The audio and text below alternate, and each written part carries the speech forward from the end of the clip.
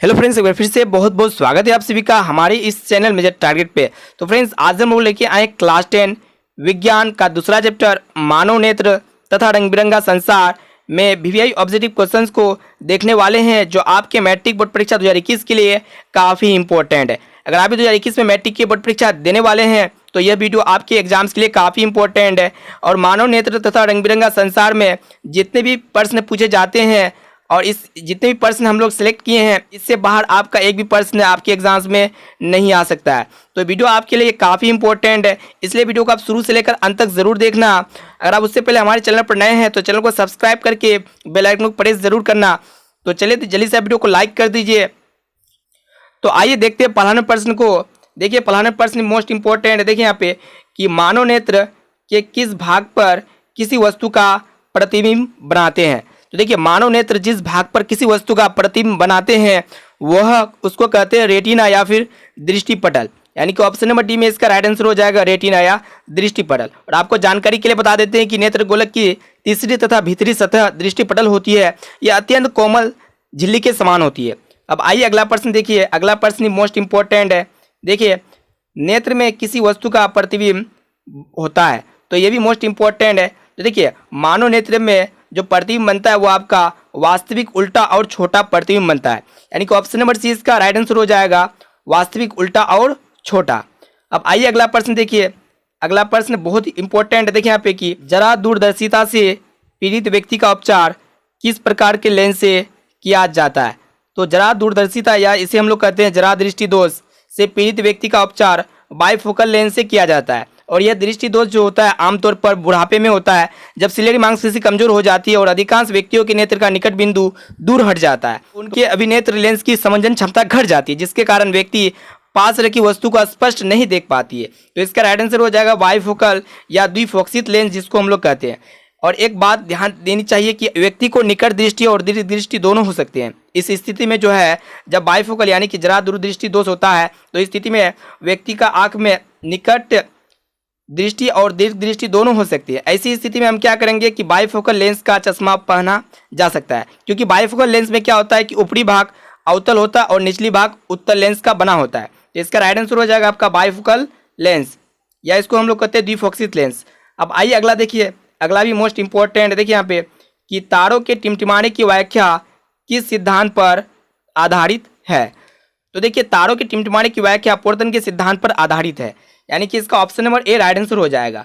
और आपको बता दें कि तारे हमसे बहुत दूर होती है, यानी कि इसका कारण है कि तारे के वास्तविक स्थिति को नहीं देख पाते हैं, जबकि बदलती हुई स्थिति या फिर आभासी स्थिति को देखते हैं। वायुमंडल के विभिन्न परतों का अपवर्तनांक अलग अलग होता है, ठीक है। और ये अपवर्तनांक क्या होता है कि प्रतिक्षण बदलते रहता है, जिस कारण अपवर्तन के सिद्धांत के कारण ये तारे टिमटिमाते हैं। तो इसका राइट आंसर हो जाएगा आपको ऑप्शन नंबर ए अपवर्तन के सिद्धांत।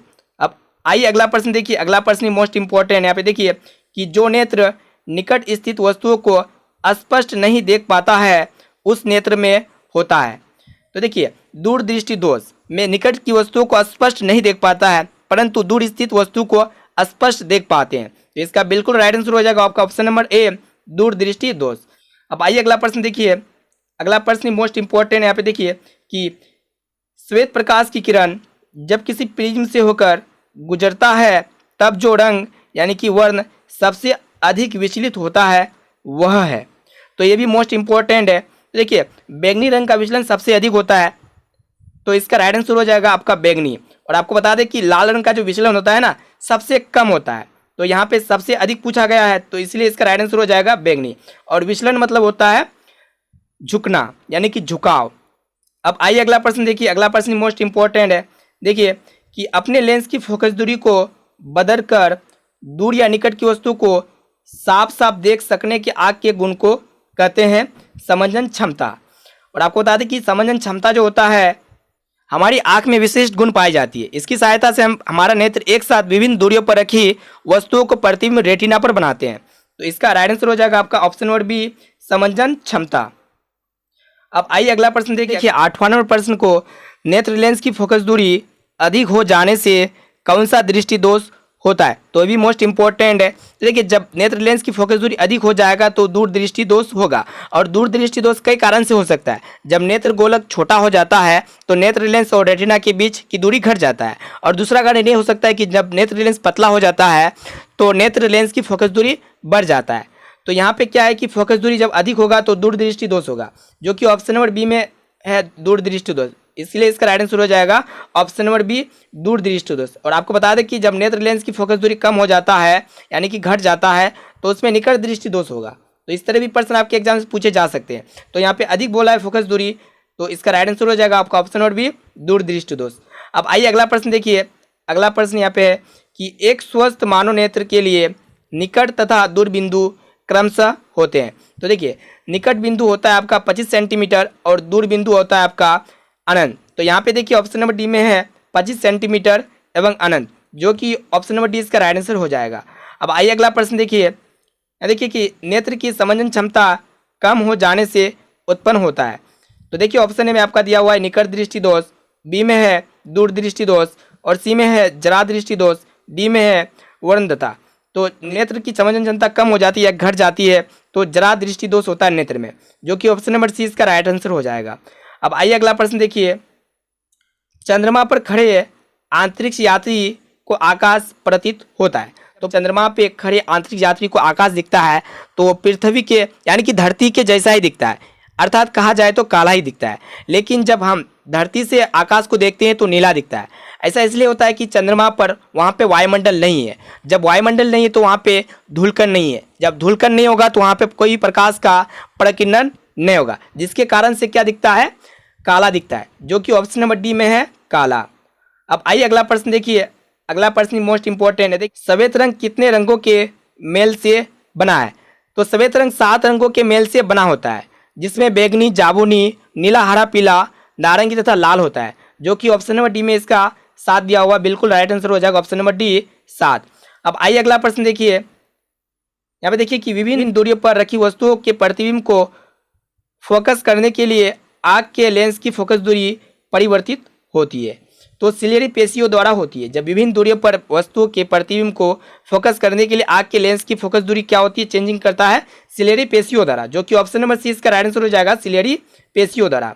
अब आइए अगला प्रश्न देखिए। ये भी प्रश्न मोस्ट इंपॉर्टेंट है। देखिए हमारा जो 14 नंबर प्रश्न है कि जो नेत्र दूर स्थित वस्तुओं को स्पष्ट नहीं देख पाता उस नेत्र में कौन सा दोष होता है। तो निकट दृष्टि दोष में निकट की वस्तुओं को अस्पष्ट तथा दूर स्थित वस्तुओं को स्पष्ट नहीं देख पाता है। तो यहाँ पे कि दूर स्थित वस्तुओं को स्पष्ट नहीं देख पाता है तो आपका निकट दृष्टि दोष होता है। तो ऑप्शन नंबर बी इसका राइट आंसर हो जाएगा, निकट दृष्टि दोष। अब आइए अगला प्रश्न देखिए। देखिए हमारा जो 15 नंबर प्रश्न है, किस दृष्टि दोष में किसी वस्तु का प्रतिबिंब रेटिना के आगे बनता है। तो ऐसा कंडीशन तब होता है जब निकट दृष्टि दोष होता है। निकट दृष्टि दोष में किसी भी वस्तु का प्रतिबिंब रेटिना के आगे बनता है, जो कि ऑप्शन नंबर ए है, इसका राइट आंसर हो जाएगा निकट दृष्टि दोष। अब आइए अगला प्रश्न देखिए। दृश्य प्रकाश में किस वर्ण का तरंग दैर्ध्य अधिकतम होता है। तो दृश्य प्रकाश यानी कि श्वेत प्रकाश में 7 रंग होते हैं, जिसमें लाल रंग का तरंग दैर्ध्य सबसे अधिक होता है और आपका बैंगनी रंग का तरंग दैर्ध्य सबसे कम होता है। तो यहाँ पे सबसे अधिक बोला गया, तो इसका राइट आंसर हो जाएगा आपका ऑप्शन नंबर बी, लाल। अब आइए अगला प्रश्न देखिए। अगला प्रश्न मोस्ट इंपॉर्टेंट है। देखिए यहाँ पे कि इंद्रधनुष का बनना किस परिघटना पर आधारित है। तो इंद्रधनुष बरसात के मौसम में उत्पन्न होने वाला एक प्राकृतिक स्पेक्ट्रम है और वायुमंडल में मौजूद जल कणों के द्वारा श्वेत प्रकाश के वर्ण विक्षेपण के द्वारा इंद्रधनुष का निर्माण होता है। यानी कि प्रकाश का वर्ण विक्षेपण के द्वारा क्या बनता है, इंद्रधनुष बनता है, जो कि ऑप्शन नंबर सी इसका बिल्कुल राइट आंसर हो जाएगा, प्रकाश का वर्ण विक्षेपण। अब आइए अगला प्रश्न देखिए। जो नेत्र निकट स्थित वस्तु को साफ नहीं देख सकता उस नेत्र में क्या होता है। तो दूर दृष्टि दोष में नेत्र दूर की वस्तुओं को साफ देख सकता है लेकिन निकट की वस्तुओं को साफ नहीं देख सकता है, यानी कि ऑप्शन नंबर ए इसका राइट आंसर हो जाएगा, दूर दृष्टि दोष। अब आइए अगला प्रश्न देखिए। यहाँ पे बताए गए हैं कि दीर्घ दृष्टि दोष के निवारण के लिए उपयोग किया जाता है। तो दीर्घ दृष्टि दोष जिसको हम लोग कहते हैं दूर दृष्टि दोष, जब दूर दृष्टि दोष या फिर दीर्घ दृष्टि दोष होता है तो उसके उपचार के लिए, उसके निवारण के लिए उत्तल लेंस से बने चश्मे का उपयोग दीर्घ दृष्टि के निवारण के लिए किया जाता है, यानी कि ऑप्शन नंबर बी हो जाएगा इसका राइट आंसर, उत्तल लेंस। अब आइए अगला प्रश्न देखिए। अगला प्रश्न 20वां प्रश्न जो हमारा है, प्रिज्म से प्रकाश की कौन सी घटना घटती है? तो प्रिज्म से वर्ण विक्षेपण की घटना घटती है। तो क्यों घटती है? जब श्वेत प्रकाश को प्रिज्म से गुजारा जाता है तो ये 7 रंगों में बढ़ जाती है, यानी कि वर्ण विक्षेपण के द्वारा ये जो घटना घटता है 7 रंग में घट जाता है, जो कि ऑप्शन नंबर सी इसका राइट आंसर हो जाएगा, वर्ण विक्षेपण। अब आइए अगला प्रश्न देखिए, प्रकाश के किस रंग का तरंग दैर्ध्य सबसे कम है? तो प्रकाश के किस रंग का तरंग दैर्ध्य, हम बोले पहले क्वेश्चन में बोल दिए थे कि प्रकाश के यानी कि बैंगनी रंग का तरंग दैर्ध्य जो होता है सबसे कम होता है और लाल रंग का तरंग दैर्ध्य सबसे अधिक होता है। तो यहाँ पे सबसे कम बोला गया है, तो इसका राइट आंसर हो जाएगा आपका बैंगनी रंग, जो कि ऑप्शन नंबर ए है। अब आइए अगला प्रश्न देखिए हमारा जो 22वां प्रश्न है कि आकाश का रंग नीला प्रतीत होता है। हमें आकाश का रंग नीला प्रतीत प्रकाश के प्रकिरणन के कारण होता है, और आपको बता दें कि प्रकाश का प्रकिरण जो होता है वायुमंडल के धूल कणों से टकराकर प्रकाश चारों तरफ फैल जाते हैं, जिसके कारण क्या दिखता है कि नीला प्रतीत दिखता है, यानी कि ऑप्शन नंबर बी में इसका राइट आंसर हो जाएगा, प्रकाश के प्रकिरण के कारण। जब आकाश को यानी कि चंद्रमा से जब आकाश को देखेगा तो आपको काला दिखेगा, इसलिए दिखता है कि वहाँ पे वायुमंडल नहीं है और वहाँ पे प्रकाश का प्रकिरण नहीं हो पाता है। जब वायुमंडल नहीं है तो वहाँ पे धूलकण नहीं होगा, जिसके कारण प्रकाश चारों तरफ नहीं फैलता है। लेकिन हम जब यहाँ से पृथ्वी से आकाश को देखते हैं तो प्रकाश के प्रकिरण के कारण ही हमें आकाश का रंग नीला प्रतीत होता है। प्रकाश के प्रकिरण यानी कि प्रकाश चारों तरफ फैल जाता है और हमारे आँख में यानी कि नीला रंग के प्रकाश देखने को मिलते हैं, जो कि ऑप्शन नंबर बी इसका राइट आंसर हो जाएगा, प्रकाश के प्रकिरण के कारण। अब आइए अगला प्रश्न देखिए 23वें प्रश्न को आँख व्यवहार होता है, अर्थात हमारे आँख में कौन सा लेंस लगा हुआ रहता है? तो हमारा आँख में उत्तल लेंस की तरह जो होता है आँख व्यवहार होता है, इसलिए इसका राइट आंसर हो जाएगा आपका ऑप्शन नंबर बी, उत्तल लेंस की तरह। अब आइए अगला प्रश्न देखिए, अगला प्रश्न मोस्ट इंपॉर्टेंट है। देखिए यहाँ पे कि एक साधारण प्रिज्म कितने सतहों से घिरा होता है? तो प्रिज्म जो है 5 सतहों से घिरा होता है, जिसका 2 सतह त्रिभुजाकार होता है और 3 सतह चतुर्भुजाकार होता है, इसलिए इसका राइट आंसर हो जाएगा आपका ऑप्शन नंबर सी 5। ठीक है, यानी कि 2 सतह त्रिभुजाकार और 3 सतह चतुर्भुजाकार, तो 3 2 5 हो गया, तो 5 सतह से घिरा होता है प्रिज्म। ठीक है, ऑप्शन नंबर सी इसका राइट आंसर हो जाएगा। अब आइए अगला प्रश्न देखिए 25वां प्रश्न जो है, यदि किसी वस्तु का प्रतिबिंब रेटिना के पीछे बनता है तो वह व्यक्ति किस दृष्टि दोष से पीड़ित है? जब किसी भी वस्तु का प्रतिबिंब रेटिना के पीछे बनता है तो वो व्यक्ति दूरदृष्टि दोष से पीड़ित होता है, जो कि ऑप्शन नंबर ए इसका राइट आंसर हो जाएगा, दूरदृष्टि दोष। अब आइए अगला प्रश्न देखिए 26 नंबर जो हमारा प्रश्न है कि किसी माध्यम में छोटे छोटे कणों के निलंबन को कहा जाता है? तो कोलाइट कहा जाता है, जो कि ऑप्शन नंबर ए इसका राइट आंसर हो जाएगा, कोलाइट।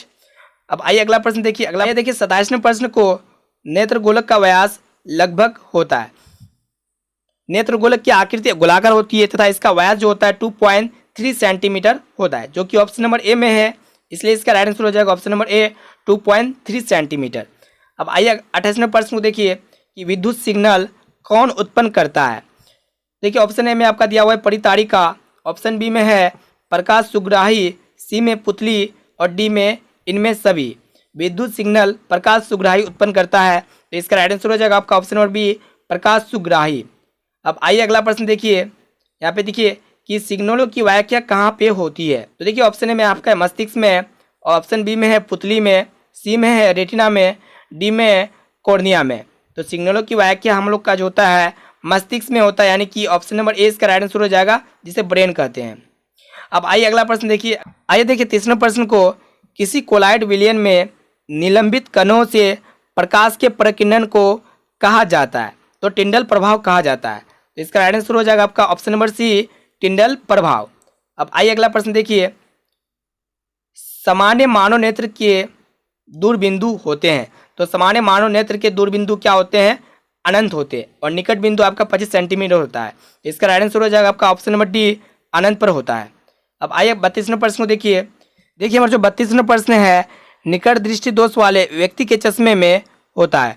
तो निकट दृष्टि दोष से पीड़ित व्यक्ति के आंख में अवतल लेंस से बने चश्मे का उपयोग किया जाता है, इसका राइट आंसर हो जाएगा आपका अवतल लेंस। अब आइए अगला प्रश्न देखिए, मानव नेत्र में उपस्थित लेंस है, यानी कि हमारा आंख में कौन सा लेंस होता है? तो उत्तल लेंस होता है, तो इसका राइट आंसर हो जाएगा आपका ऑप्शन नंबर ए, उत्तल लेंस। अब आइए अगला प्रश्न देखिए 34वें प्रश्न को देखिए, निम्न में से किस दृष्टि दोष में नेत्र को क्रिस्टलीय लेंस धुंधला अपारदर्शी हो जाता है? तो देखिए मोतियाबिंद के कारण ही नेत्र लेंस पारदर्शक ना होकर पारभाषक या फिर अपारदर्शी हो जाता है। तो इसका राइट आंसर हो जाएगा आपका ऑप्शन नंबर बी, मोतियाबिंद। अब आइए अगला प्रश्न देखिए, स्पेक्ट्रम प्राप्त करने के लिए किसका उपयोग किया जाता है? तो देखिए प्रिज्म से श्वेत प्रकाश को जब गुजारा जाता है तो वर्ण विक्षेपण के बाद पर्दे पर 7 रंग की पट्टी प्राप्त होती है, जिसे हम लोग स्पेक्ट्रम कहते हैं। यानी कि प्रिज्म से हम लोग गुजारते हैं श्वेत प्रकाश को, तभी स्पेक्ट्रम प्राप्त होता है। इसका राइट आंसर हो जाएगा आपका ऑप्शन नंबर डी, प्रिज्म। अब आइए और अंतिम नंबर प्रश्न को देखिए। देखिए जो 36वां प्रश्न है कि स्पेक्ट्रम में किस रंग की किरण का झुकाव या विचलन कम होता है? तो लाल रंग का विचलन सबसे कम होता है और बैंगनी रंग का विचलन या फिर झुकाव सबसे ज़्यादा होता है। तो इसमें सबसे कम बोला है, तो इसका राइट आंसर हो जाएगा आपका ऑप्शन नंबर ए, लाल। तो फ्रेंड्स इसमें शामिल सभी प्रश्नों का पीडीएफ पाने के लिए हमारे टेलीग्राम ग्रुप को ज्वाइन जरूर करें, पीडीएफ प्रोवाइड कर दिए जाएंगे। तो जल्दी से अभी ये टेलीग्राम ग्रुप को ज्वाइन कीजिए या फिर हमारे व्हाट्सएप ग्रुप में भी ज्वाइन हो सकते हैं, वहाँ पे आपको पीडीएफ मिल जाएंगे। तो फ्रेंड्स इस वीडियो को अपने दोस्तों तक जरूर शेयर करना, ताकि सभी स्टूडेंट्स अपने मैट्रिक बोर्ड परीक्षा में अच्छे से अच्छे मार्क्स ला सके। तो दोस्तों आज के लिए इतना, फिर मिलते हैं जल्दी अगले वीडियो पे।